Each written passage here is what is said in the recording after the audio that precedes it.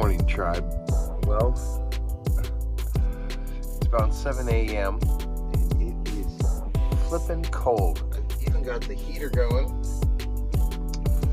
to try and keep things warm in here.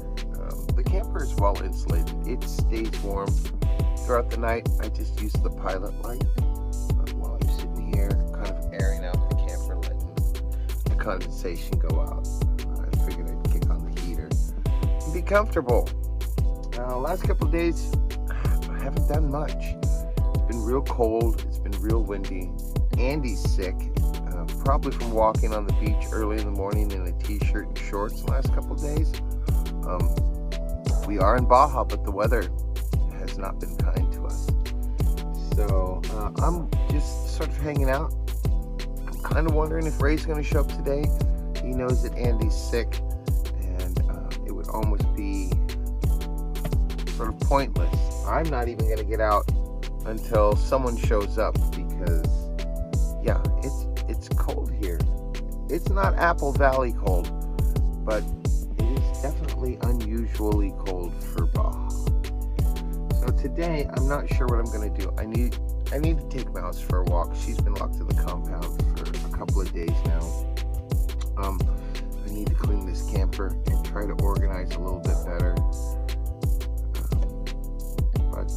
Yeah, we will see. We will see what the day provides for us. But as of right now, it's a slow, cold start. All right, tribe. So Andrew needs to do some grocery shopping today. I had mentioned Lay's before, but we didn't really get to stop and look at it. So I figured I'd take you guys with us as we did a little shopping here in Mexico.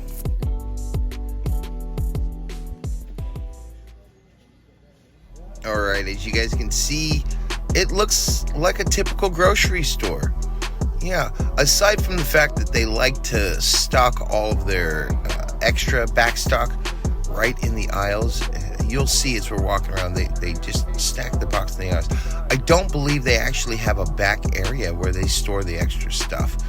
But they get so much business here that those boxes don't last long before they're gone. So we just passed by the deli area and the cheese and sandwich aisle. We're heading towards the vegetables and meat section directly ahead of us. To my left is the dairy case, and the vegetables, as you can see, are right here. Mexico's always got an assortment of just fantastic fruits and vegetables, so you can never go wrong eating that stuff here. But we're looking for the frozen foods because Andrew needs to get some mixed vegetables for the doggies.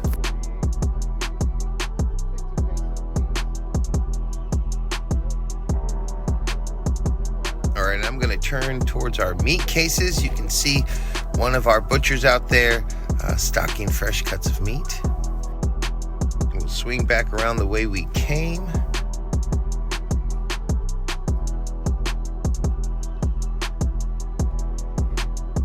Okay, so directly ahead past the meat cases here on the left, you can see everything in here is fresh. They chop it all up in the back and then wrap it up and stick it out here into these cases for everybody. But as I was saying, directly ahead is the alcohol section, and then over here you'll find like your dry herbs and things, bulk items like tamarino. If you've never had a tamarind, you should definitely give it a shot if you live near a place that might have a Mexican store. Just ask them for some tamarinos. They're good. They're tangy. They're kind of sweet. They're actually really kind of delicious. Okay, so I think we're going to wander through another couple aisles. I'm not sure what else Andy needs to get aside from the vegetables for the doggies. But as you guys can see as we're going through here, this looks pretty typical for a grocery store. Aside from the items having, Mexican names on them and other names that we're not used to, everything here is pretty much the same as it would be back home.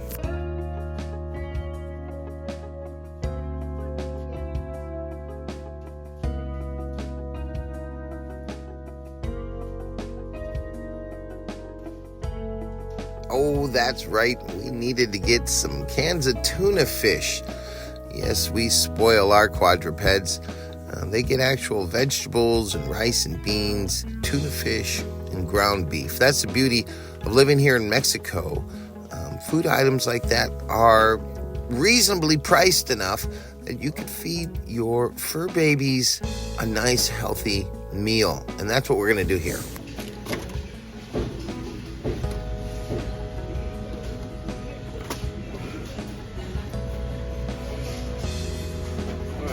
All right, guys, so we've made it back to the front of the store. I think it's time to pay for all of our items. And just like in the US, we can head over here to the self-checkout section. And aside from everything being in Spanish, it's exactly the same as it would be at your grocery store back home. So I'm going to let Andrew work on the machine here so he can practice his Spanish. I find being able to read the words as well as say them helps you to remember them a little bit better. So I'm being a friend and forcing my friend here, Andrew, to muddle through the checkout process. All right, tribe, so I'm going to go ahead and speed this up.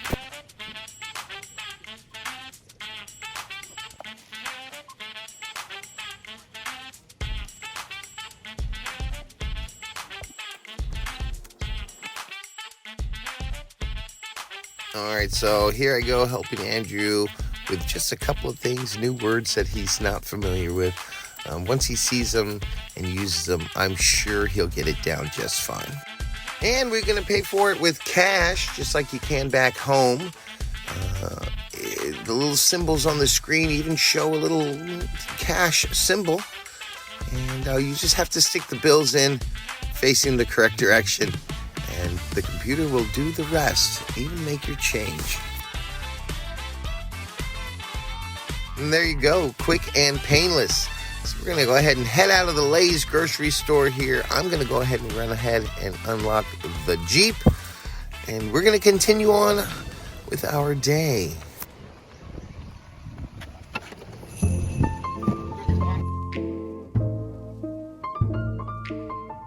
And in Mexico, like in a lot of other places, you need to bring your own bags.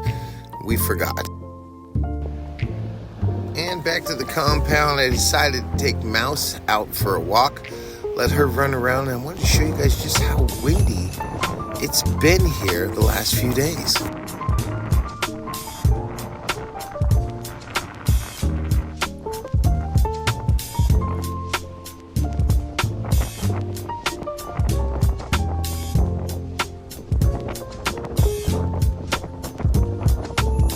Well, as you can see, it's so cold, even Mouse doesn't want to get in the water. And of course, as normal, true to form, Andrew and I got bored, so we took the Razor out and decided to go up to the cell tower. I wanted to show you guys this road. Look at this road. It looks a little tore up here, but as we move up, I want you guys to just take a look. What they've done here when they built this road is they gathered rocks from all around here. And then they shaped the rocks and sized them and then put them in piles by color and then laid them down in a tight pattern to create this road that leads from the arroyo all the way up to the cell towers. They didn't use any masonry, no mortar, no concrete, just these rocks fitted tightly together going up the hillside. Wow, look at that view. Amazing. I'm blown away by the sheer craftsmanship and the amount of work it must have took to create this road. This thing is beautiful. I mean, over time, rocks have fallen onto the road, as you can see there, and people coming up have lost traction, and you know, weathering has happened and the road has come apart in areas, but there are sections that are still absolutely beautiful 30, 40 years later. All right, guys, so here's a look back at Loreto Bay. You can see Loreto right down there in the bottom right corner. Straight ahead there, that is Isla Carmen. That is our big island out there, our UNESCO heritage site. I still have yet to get out there, but my friends who've been there say it's absolutely stunning.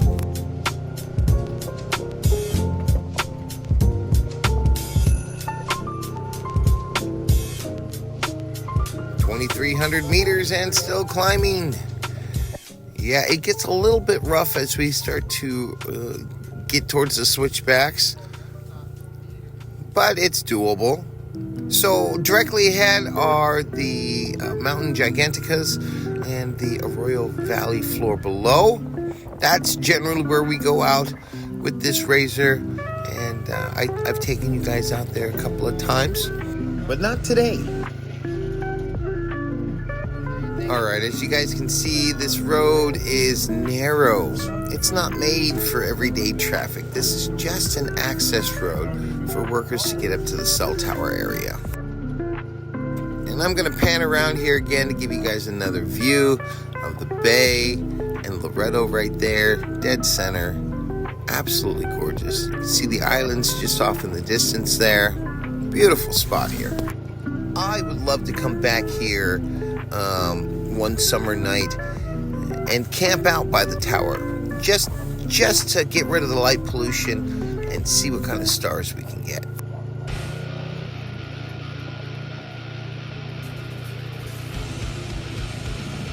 Alright guys, so I'm going to give you a view of just how narrow this road is and how close we get to the edge here.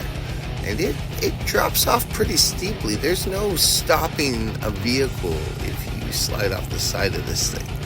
You're just going to go down. And the really scary part is when you hit sections like this, where there's whole big chunks of the road missing. Yeah, a little nerve-wracking. But look at that view of the valley floor below. Oh my God.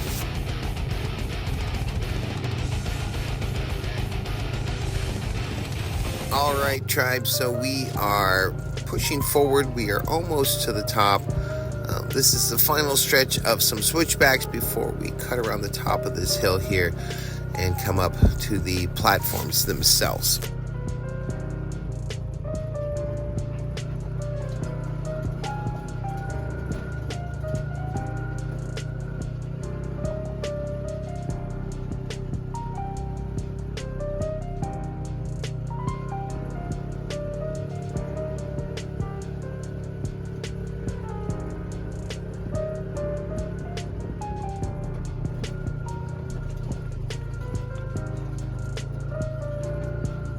There's our turn. We're making our final push up this beautiful cobble road. You can really see the artistry right about here. Oh man, gorgeous. And like Dorothy to the Emerald City, we're gonna follow this crazy road all the way up to our towers directly ahead of us there.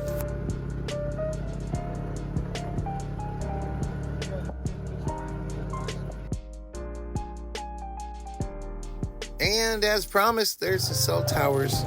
Andrew's gonna fiddle around a bit and try and get us a little bit of a view before parking the razor, and we go and do some exploring around the towers.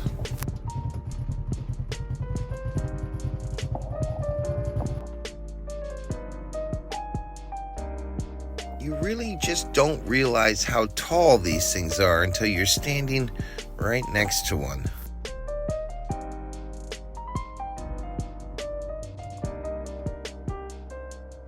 Now, I'm not exactly sure what the smaller tower's for on the other side there. It didn't seem like it had anything wired up.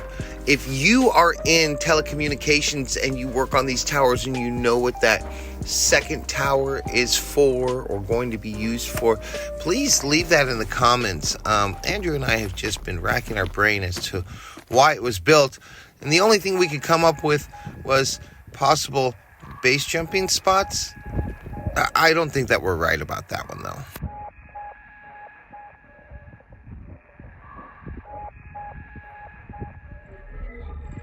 So here's a view I don't think I could get enough of. It's just hard to capture it with the camera. I can only suggest that you make your way down to Loretto and find a way to get up to this cell tower to truly get this view in. I'm doing my best right now, but as beautiful as it may look on the screen, it is 10 times more amazing in person.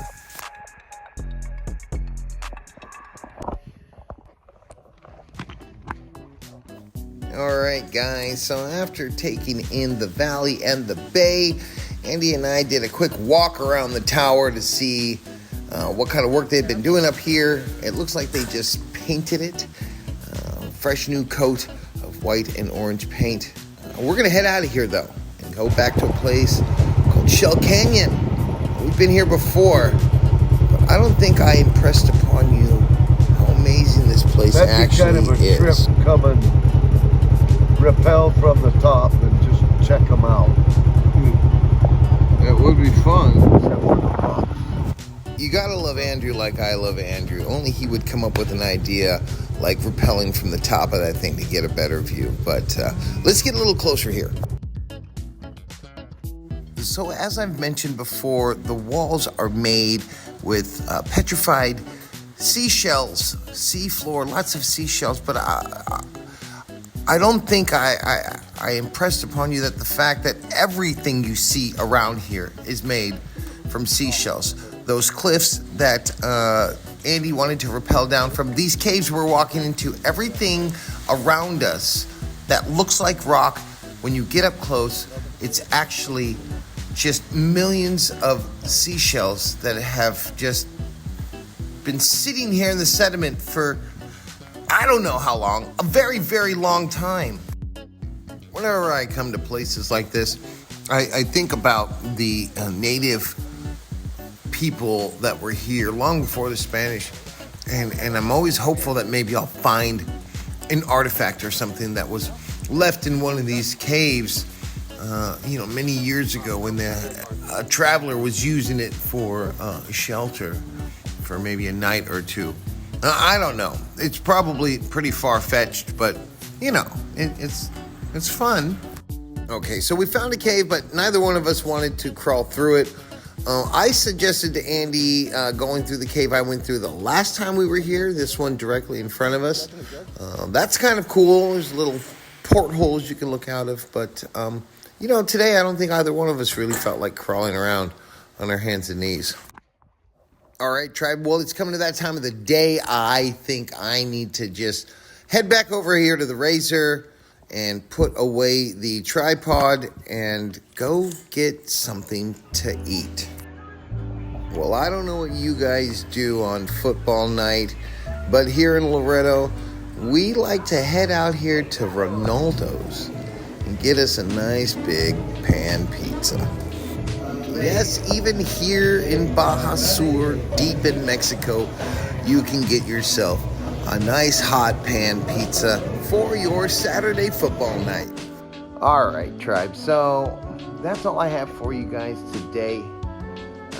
I will take you guys out more and more. We're going to go exploring. Like I said, boondocking is in the future.